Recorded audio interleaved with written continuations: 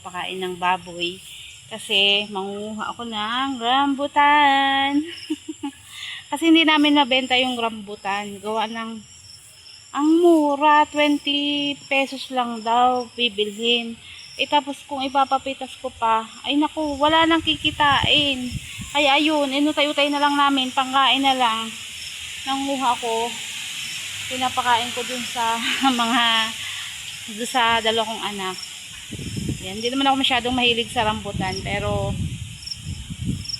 ayun, nanguha ako para sa kanila. Yan. Tapos ngayon may nakita ako, may bunga yung dragon fruit. Ayun, pwede na siyang pitasin. Kukunin ko na, baka mawala pa, sayang naman. Ayan, ito nga palang lugar na ito. Ayan, kung makikita nyo, makapal na ang damo. Kasi nga, wala nang hayop dito. Kung hindi yung baboy na lang. At konting panahon na lang, mabebenta na rin namin yon. At wala na kaming babalik-balikan pa dito. Kaya, ayun. Wala na kaming alaga dito. Ay nako, ganun talaga. Ang bilis ng bago ng buhay, ano. Ang bilis. Parang kailan lang. Dati, ang dami naming alaga dito. Ang dami namin pinapastol. Pero ngayon, eto, wala na. Yun na lang baboy. Nagtinatsuga-tsuga. Yan lang. Ayun, papakuha ko sa asawa ko yung yung dragon fruit. Tapos manguha na kami ng rambutan. Bala ko manguha ng rambutan doon sa may sulok kasi doon may mababa. Dito kasi mataas-taas na gawa ng na panguha na yung mababa. Ito, papakita ko sa inyo yung dragon fruit. Ayan. Ito na ang dragon fruit. Yan. Pakunin mo na. Hinog naman na yata yan.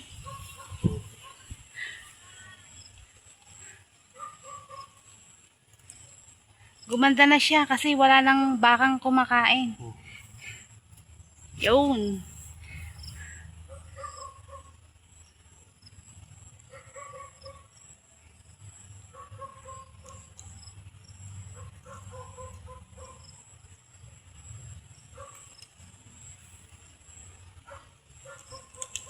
Yun. Hops.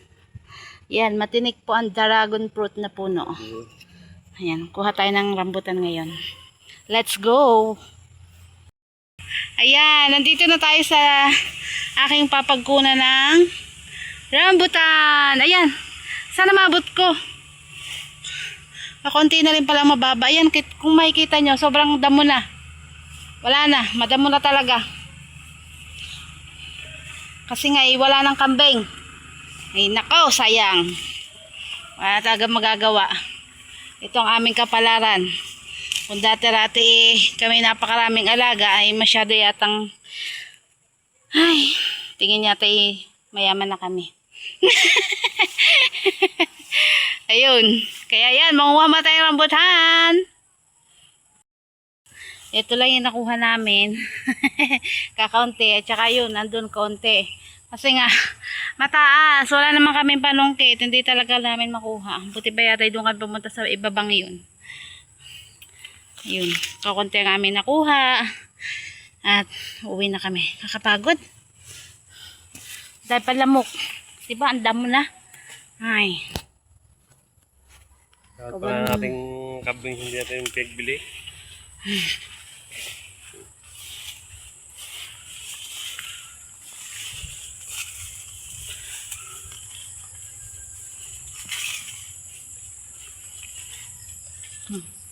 Ayan. Yan yung mga gabi, oh. Nagtanim-tanim pa ako dyan ng gabi nun. O, yan, ito. Kita nyo to. Ito yung pinagpapastulan ko noon. Ang kapal na ng damo.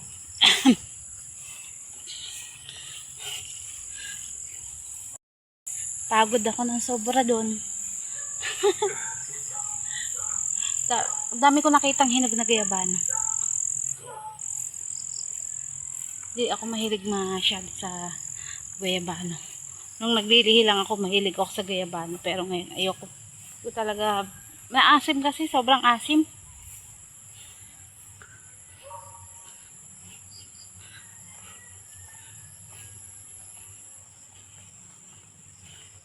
Uwi na tayo, mga kabukid. Kakaunti din naman talaga yung rambutan. Kasi dati-rati ang dami Tignan nga natin dito, silipin natin. Matataas na din pala. Parang napanguha na din ng kwan. Marami din napanguha din Oh, yun na lang, kakonti. Bus na din. Dati-rati dami nitong bunga palibhasa nung tag-init, nasunog talaga halos yung puno. Kaya hindi na bunga ng maganda. So, ayun. Kita nyo ba yung mga puting yun? Yun, sa may taas nun. Doon yung amin. Diba, ang layo? Ang layo ng aming pinagpapastulan. Dati. Ngayon, ayan na. Gubat na ulit. Dati-rati, hindi mo makikitang ganyan kadamo ito Ngayon, madamo na ulit.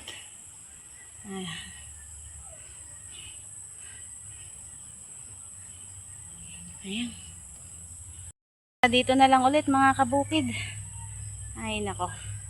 Hindi makapasyal ng ayos. Mabilis mapagod.